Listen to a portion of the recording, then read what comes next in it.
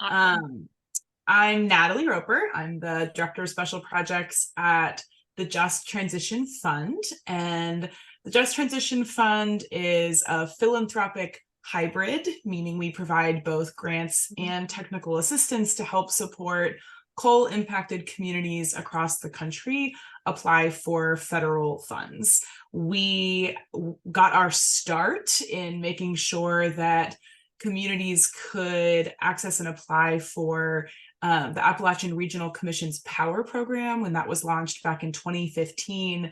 And we recognized the barriers that communities face in being able to apply for federal funds.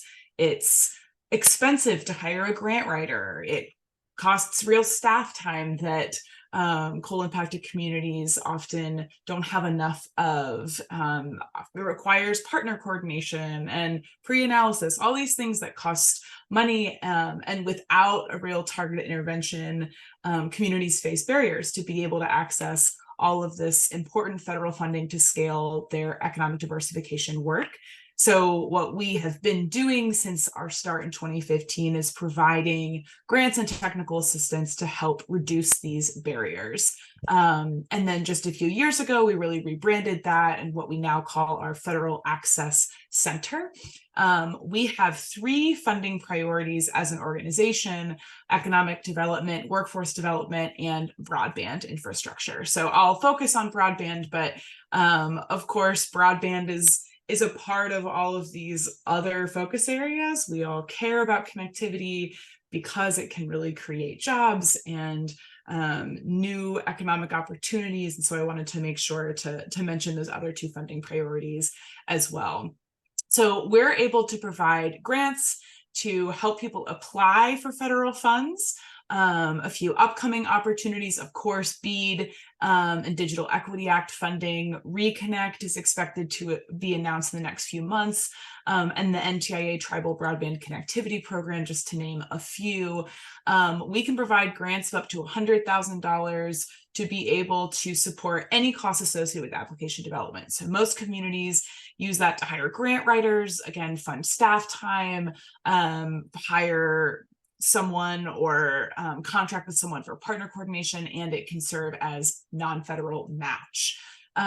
We also offer technical assistance. So if you're an organization that has a really great broadband project, but doesn't know which federal funding stream would be a good fit, we have technical assistance and can help connect you with someone to help identify, is Reconnect a good fit for your community? Should you be going after BEAD or DEA? So we can help think about that with you. We also have technical assistance to review grant applications before you submit and give sort of third-party feedback and edits before you submit your application.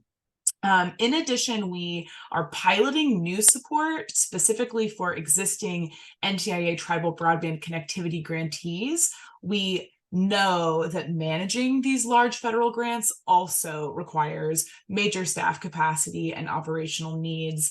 So we're piloting a limited amount of funding to go to existing tribal grantees. And so if that's something that you have interest and need for, reach out and we can talk to you about that opportunity. And all of our resources start with a simple step. We have a simple inquiry form.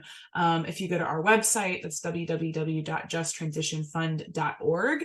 There's a single inquiry form to get started, and that'll come to me, and I'll review that and we can help connect with you about next steps. The thing I'm most proud about our work is that we can really move quickly and be responsive to the short application deadlines. So all of our support is available on a rolling basis. So if you're someone who is interested in going after federal funds, reach out.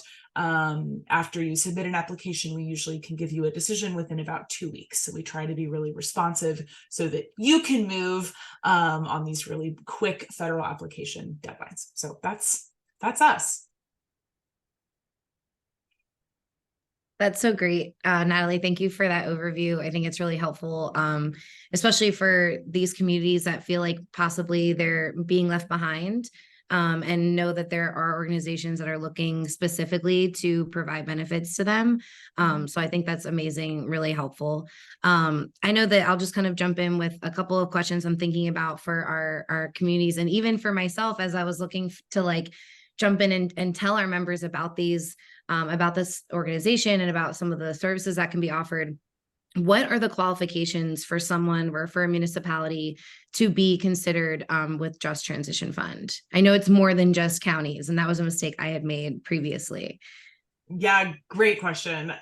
So one important eligibility is where you're located. So we're an organization whose mission is around economic diversification for coal impacted communities. So our support is limited to organizations who are serving a community who has either a coal plant or a coal mine as of 2016. That's something that our analysis really looks at the county level, though we know that economic impact due to the decline in the coal industry is not limited by county boundaries. So if you are serving a county that is adjacent to a county that has either a coal plant or mine as of 2016, and you are still facing or will face negative economic impacts due to that, whether it's tax-based loss or job loss, all of that is eligible. So if you're working in an area that's facing negative economic impact due to the decline in the coal industry,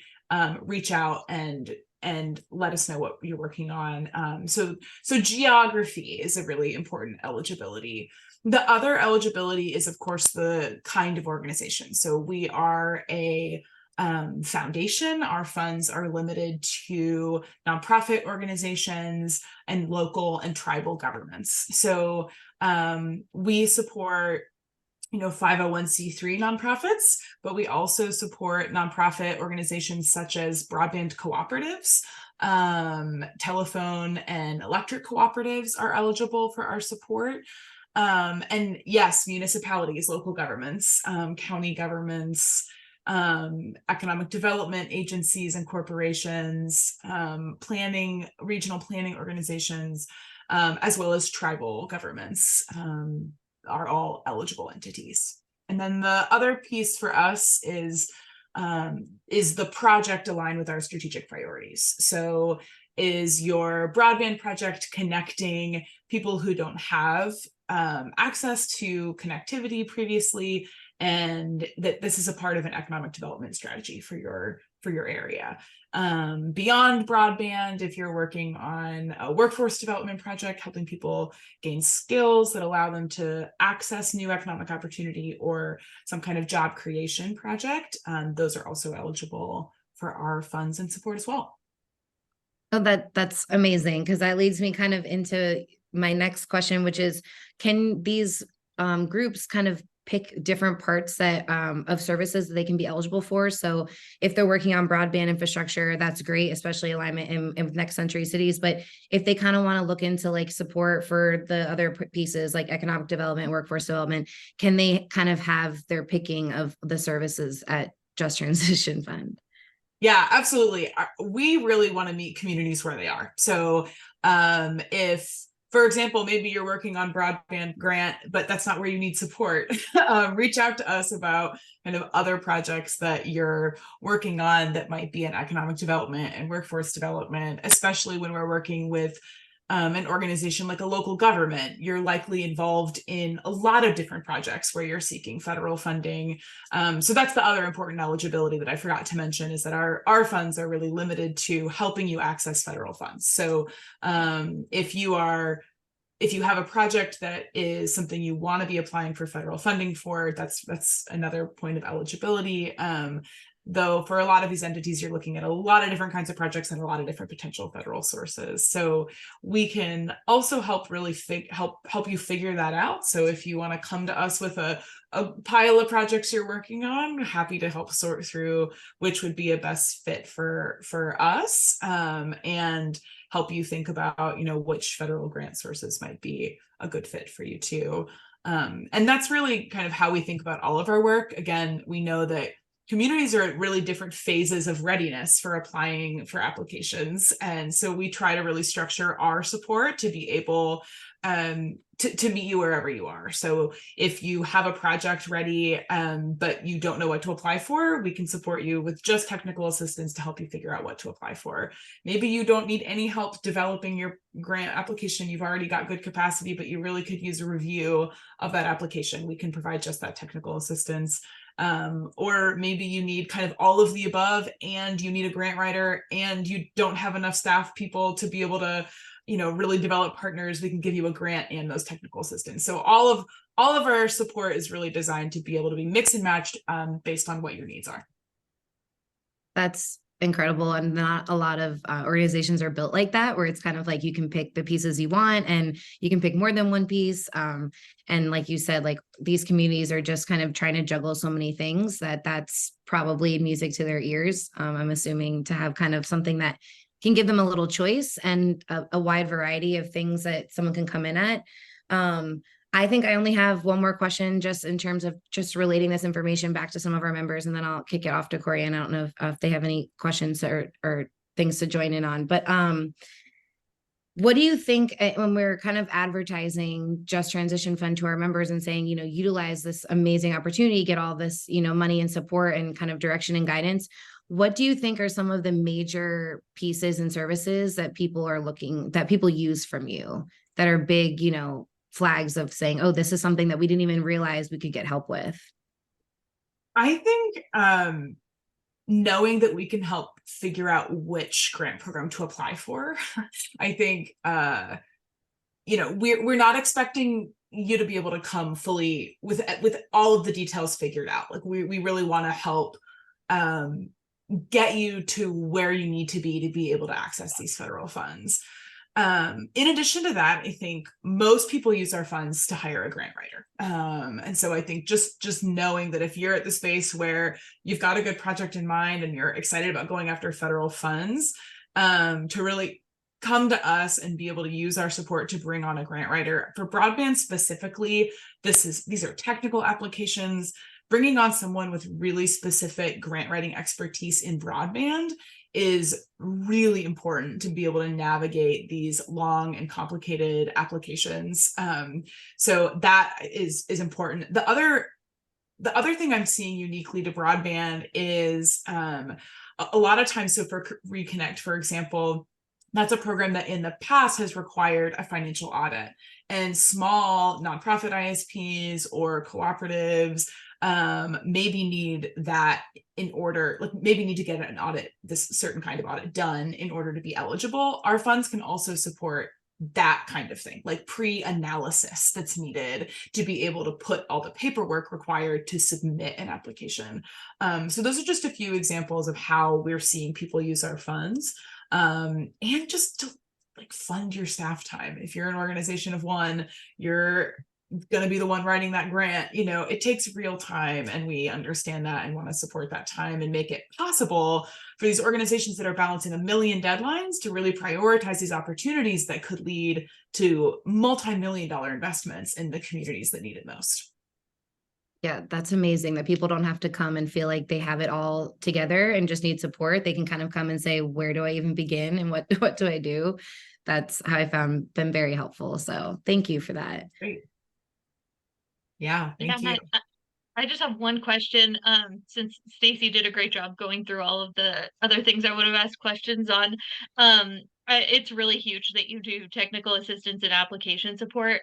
I know another big thing on the horizon for a lot of members is complying with those requirements from the federal government, which can be new for a lot of people. Is there anything that you're finding that's been helpful, or is this something that's being built into the management of federal fund side? Yeah, great question. We're hearing that too, and I think it is just something we are continuing to really track and consider where we can be supportive in. And that's really why we're excited to be piloting this source of funding to help tribes, particularly who are grantees of the NTIA Tribal Broadband Connectivity Program. That program has a particularly low administrative cap of 2%. And so we identified that as a huge need to be able to offer additional resources to ensure that those tribal grantees have access to the capacity they need to really administer and implement those federal funds and comply with all of the requirements of these sources. So we're really using that as an opportunity to pilot in one area we feel like it's where it's most needed, and we'll use that to learn as we continue to figure out what our role can be in management beyond that pilot program. That's awesome. I love how much flexibility is built in, and just that you're so willing to go out and support people, because I think right now it's really exciting to have all this money, but to be able to take advantage of it is something else. So thank you for everything you're doing. I'm gonna